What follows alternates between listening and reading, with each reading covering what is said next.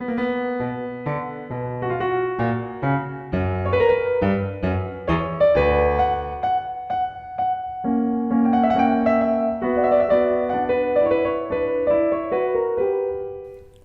you be a skeptic? What really was the ancient philosophy, and how has it changed over the millennia? Hello, this is Anya Leonard, founder and director of Classical Wisdom. You are listening to Classical Wisdom Speaks, a podcast dedicated to bringing ancient wisdom to modern minds. Today I'm speaking with Richard Bett, professor of philosophy and classics at Johns Hopkins University and author of How to Keep an Open Mind, an ancient guide to thinking like a skeptic. We discuss the pros and cons of the only Greek skeptic whose work has survived, Sextus Empiricus, and what we should take away from this very interesting school of thought.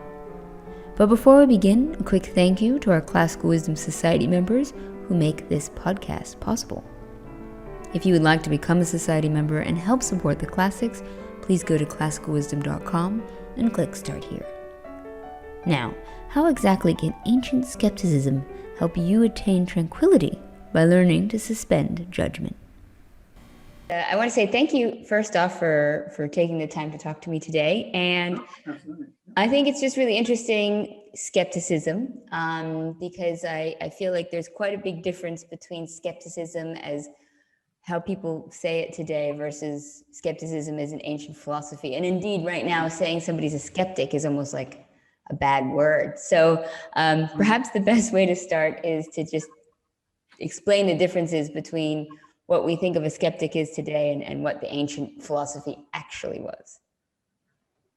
Sure, yeah, and I think, there's certainly some overlap. A skeptical person, as we think of it today, is someone who's inclined to be doubtful, who doesn't accept anything without a lot of, persuasion. In some contexts that can be viewed as a bad thing, sure. The ancient skeptics, or I'll focus on Sextus Empiricus, whose writings we have. He certainly has something in common with that person, but he's quite a bit more single-minded about it. He has a set of techniques to ensure that he never will accept anything, or at least anything about the real nature of the world, or he or whoever the techniques are applied to.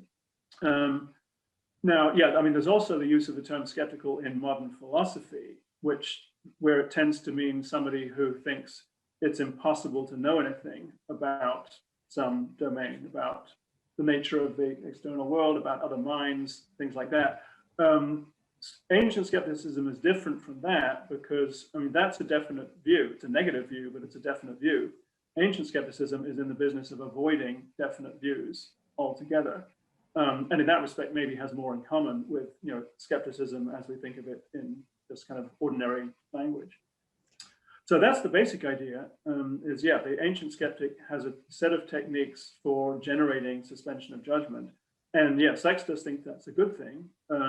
He thinks that leads to tranquility. And so it's, a way of life that is, as far as he's concerned, preferable to others. So I guess we sort of have like a spectrum of understanding skepticism that sort of spreads across sort of modern to ancient times. So maybe at the very weakest, it's like today just saying somebody is doubtful, to a set of criteria of how to understand the world, maybe with regards to, say, the scientific investigations, to being able to question whether we can ever know something, to believing we can never, ever understand anything. All of those could be called skepticism at some time or place, right? Yeah, that's true. Yeah. As you indicated, a skeptical attitude in scientific inquiry can be a good thing. It makes you, really test your ideas before you come to accept a theory, that's generally viewed as a virtue in scientific or other kinds of discovery. Yeah. It's amazing because it is just like one word that can encompass so much and can have so many different connotations depending on what you're talking about. But I think for us, kind of focusing on skepticism, maybe with the big S, as regards to the philosophy, I think for a lot of people who don't know really anything about the ancient philosophy, maybe we can actually back up a little bit and talk about just the history of skepticism, because it's got a great ancient history. And I think it even includes Indian history as well, right? Well, maybe, yeah. I mean, that's a fascinating and I think probably unsolvable question. But yeah, so right. I mean, Sextus Empiricus is near the end of antiquity. I mean, we don't know when he lived, but probably around 200 AD or CE.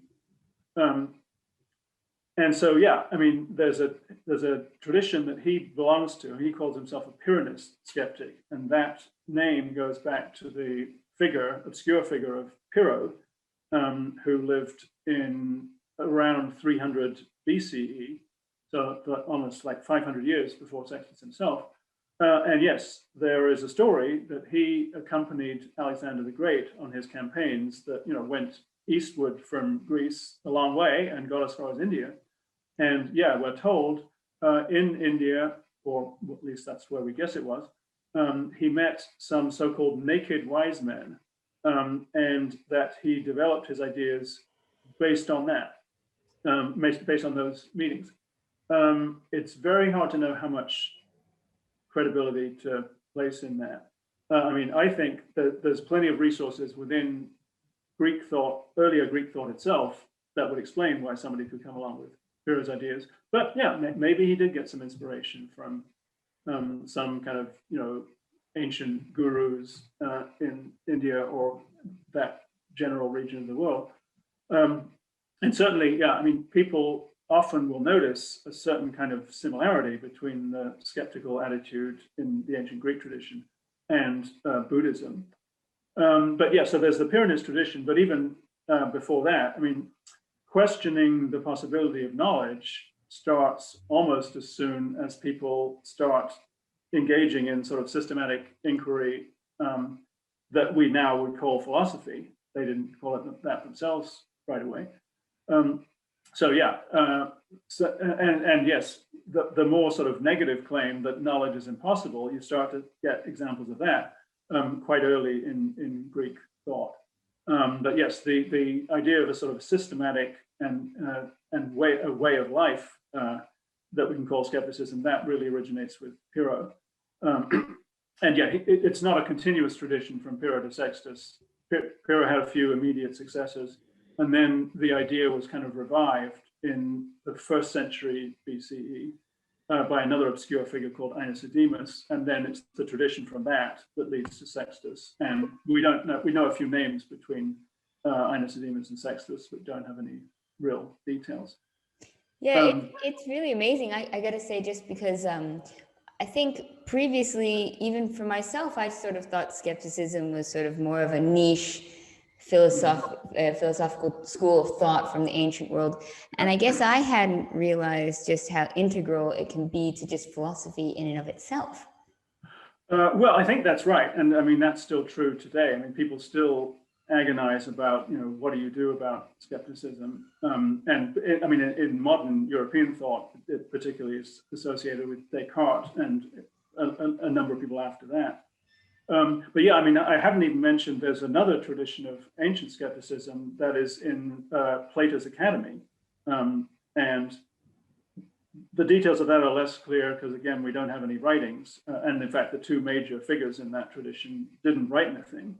But yes, for a couple of centuries, I mean, from around, let's say, 250 BCE till the early 1st century, the Academy, the school founded by Plato, was skeptical in outlook. And yeah, was integral in debates with the other schools of the time, especially the Stoics. So yeah, I mean, there are sort of a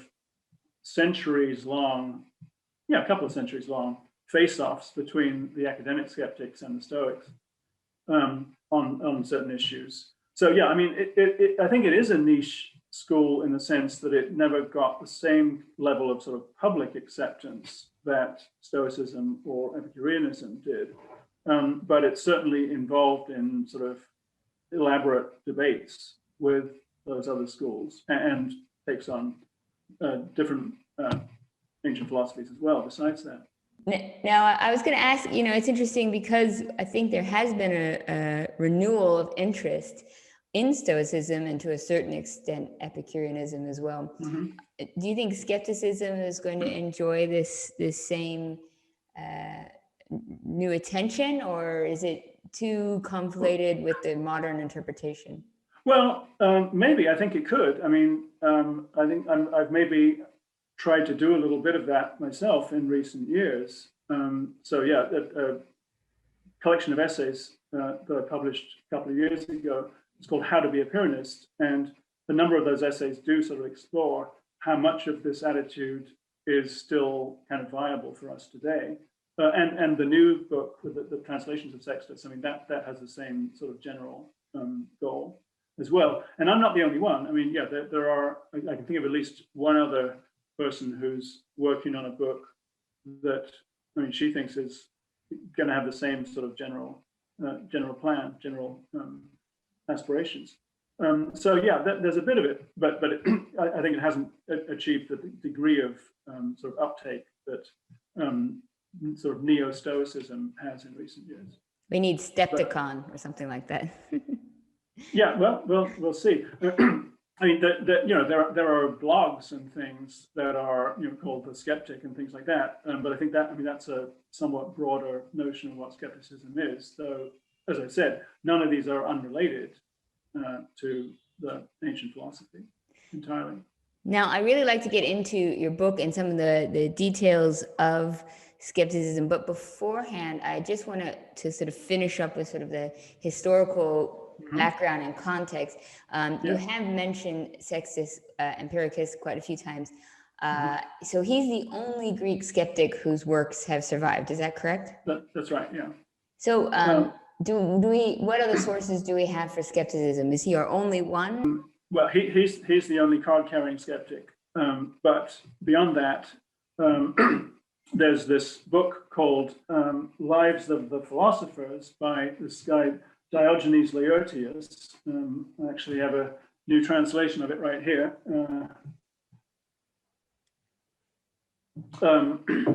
And yeah, in the course of that, I mean, he has a life of Piro, the founder of Pyrrhonist skepticism, and another shorter life of Piro's disciple, Timon. And within that, there's quite a lot of description of the skeptical view. So that's an interesting sort of supplement to Sextus. And it's interesting to see the things that they have in common and things where they don't quite say the same thing. So that's another source. Besides that, Cicero was a student at the very tail end of the academic tradition of skepticism. And so he wrote a book called Academica, which has not survived as a whole, but quite a bit of it has survived. And that's another very important source for skepticism in this other academic tradition. So yeah, those are the main other sources. Aside from that, there are other sort of bits and pieces that you find in later antiquity of people referring to skeptics. But yeah, that's sort of hit or miss. So Sextus is not the only source, but as I say, he's the only one who was a skeptic himself, of whom we have voluminous writings. Well, I should say also, yeah, there are some fragments. So Piro's disciple Timon wrote a bunch of things, but he wrote verses, and a number of those verses have survived. So that's as fragments quoted by other ancient authors. So that's another source for sort of an earlier stage, but that's quite difficult to interpret because it's only little bits and pieces. You mentioned Cicero. So is it, and this was actually going to be a question I was going to ask before when we were talking about these sort of three different kind of popular philosophies happening at the same time. Is it possible to be a Stoic and a skeptic at the same time? Well, that's interesting because, I mean, Cicero, in a way, does that. I mean, you know, he calls himself an academic, and they didn't use the term skeptic of themselves, but it was used about them from pretty early on.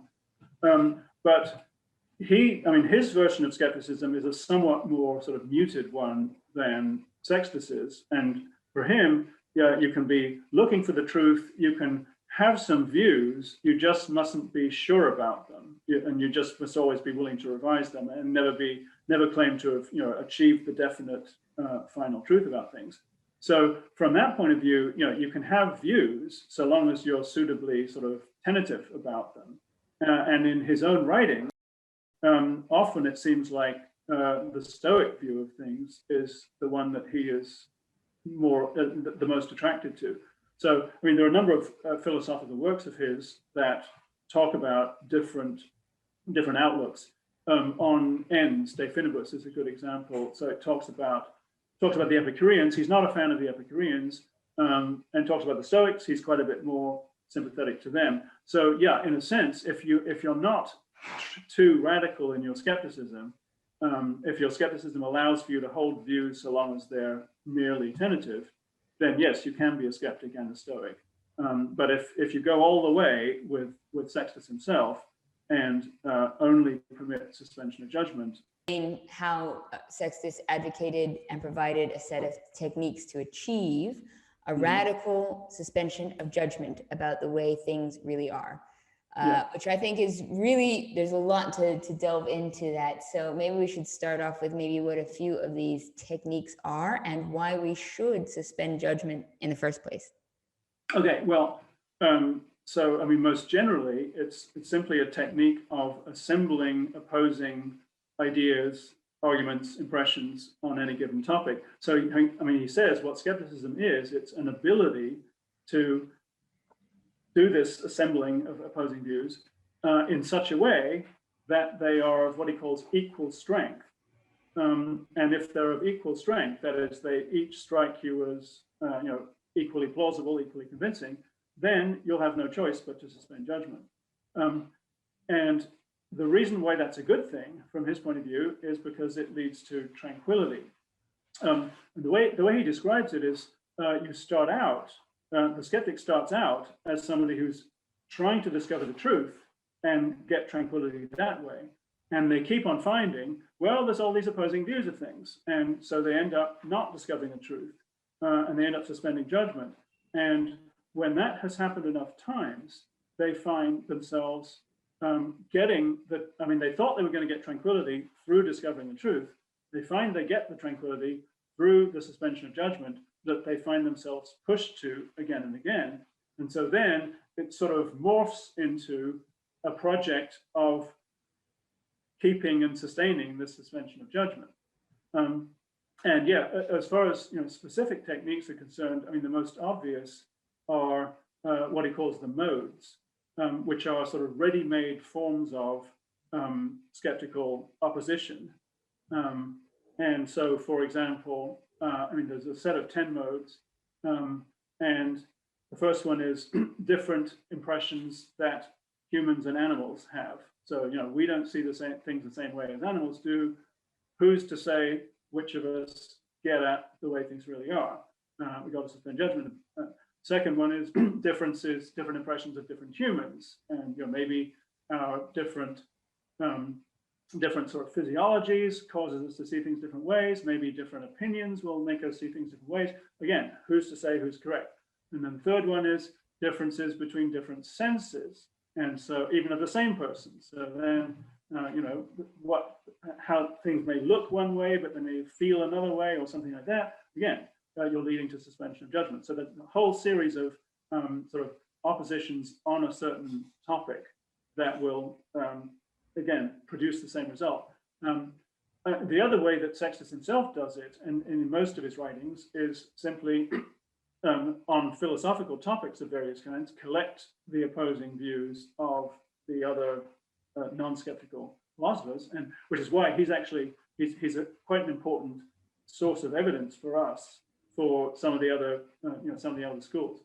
In some cases, he gives us information which we don't have from anywhere else. But from his point of view, the goal is to line up all these opposing views and generate suspension of judgment that way. And if there aren't existing oppositions among the non-skeptical views, he'll think up one himself to balance the positive arguments of the non-skeptic. So sometimes the oppositions are created by the skeptic. Sometimes he just sort of lays out views that are held by others and say, see, they held opposing views, we got to suspend judgment. So yeah, and he does it across the whole field of philosophy. There's logic, physics, and ethics. Those are the three main fields of philosophy in later antiquity. And he also does it with other kinds of expert knowledge as considered at the time. So yeah, one of his works is about 6 different specialized fields. So grammar, rhetoric, geometry, arithmetic, astrology, and music theory. And it's the same technique again. You have opposing views, you suspend judgment. But yes, the outcome, according to him, is tranquility. And that's what makes it all worthwhile, as far as he's concerned. Can you suspend judgment and then come to a conclusion at the end? Like when I think of it, you're like, it's this great idea with regards to steel manning your opponent's ideas, which used in sort of a modern context is a way that we can kind of appreciate and understand what the opposition's points are. And then if we can suspend judgment long enough to actually listen to the other side, which I think is a problem a lot of people have, then you can use that to both appreciate where your opponent's coming from, but then have a stronger position yourself at the end. But I guess in my mind, that always assumed that at the end, you could still have a judgment of some sort. You just suspended judgment long enough to be able to come to a better, more truthful, honest conclusion. Yeah, well, I mean, I agree with you. That's an entirely reasonable thing to do, but that wouldn't be Sextus's model. For him, suspension of judgment is what he's aiming for, and sliding into the holding of views, that would be, as far as him, that would be a problem as far as he's concerned. But that, I mean, that's one aspect where I think, you know, we might not want to go with him 100%. We might want to sort of pick and choose what we take from him, because I mean, I don't think suspension of judgment is, well, first of all, I don't think it's going to lead to tranquility all the time. And second, I don't think it's possible for us, given how much we know about the world, which is much more than what he did. Well, and I guess just to live life without ever having any judgment, I mean, seems like it would be hard to accomplish anything. Well, yes. Now, I mean, he's well aware of that issue and what he says about it. And I mean, already in antiquity, there was a standard criticism of the skeptics that, you know, you can't do anything if you don't have any definite views. What he says is, well, no, you can go along with the way things appear. That's fine. And, you know, things strike you in a certain way, and you can go with the appearances. Without ever committing yourselves to how things really are. So, you know, honey tastes sweet, and that affects, you know, what we do with it, and that's fine. But you're not going to investigate the real nature of honey, and you don't care about that. So, yeah, as far as he's concerned, the appearances are quite sufficient for making decisions and leading a normal life. In fact, he claims that the skeptic, or sometimes that the skeptic is closer to sort of regular people than these highfalutin abstract theorists of other philosophies. That's a highly debatable issue, I think. But yeah, he sometimes will make this sort of claim, you know, I'm on the side of ordinary life, as opposed to these pointy-headed Stoics and Epicureans kind of thing. So yes, he thinks there's a quite adequate response to the so-called inactivity objection, and it just says go along with the way things appear, and what more do you need? So it almost seems like he's the opposite of Plato. Like, just be happy with the shadows in the wall cave, and don't even try to know what the forms are, because you won't know them. It's impossible to know them. Content yourself with the show.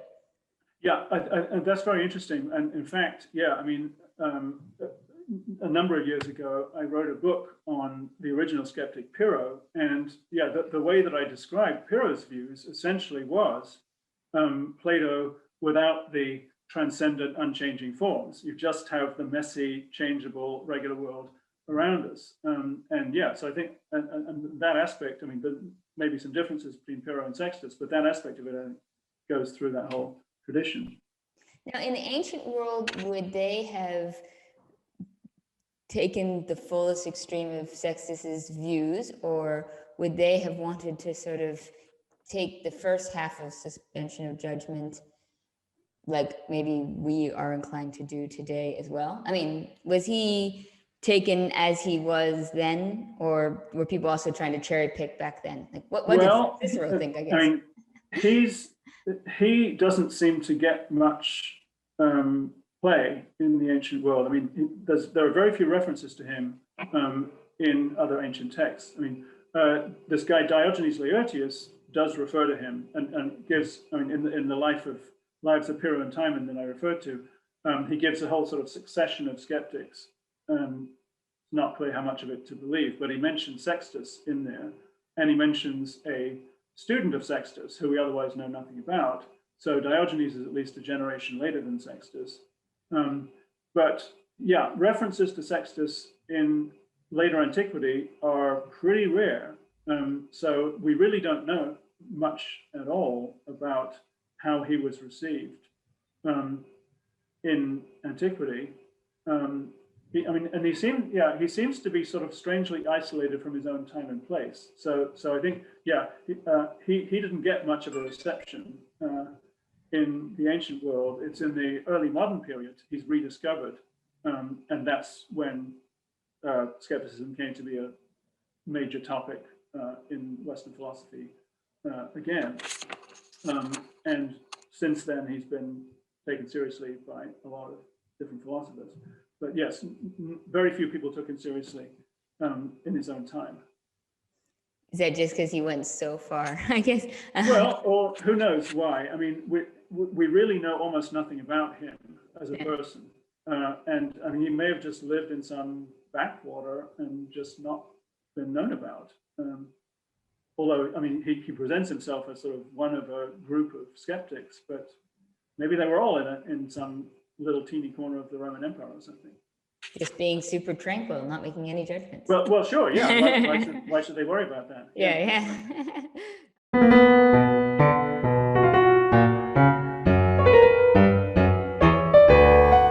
Thank you for listening to Classical Wisdom Speaks, a podcast dedicated to bringing ancient wisdom to modern minds. Classical Wisdom members can listen to the entire podcast on classicalwisdom.com. You can also find Professor Bett's books, including How to Keep an Open Mind, an ancient guide to thinking like a skeptic, at press.princeton.edu.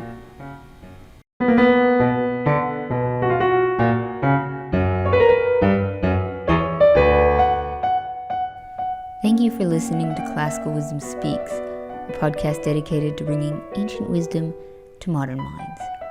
Classical Wisdom Society members can listen to the entire podcast on classicalwisdom.com.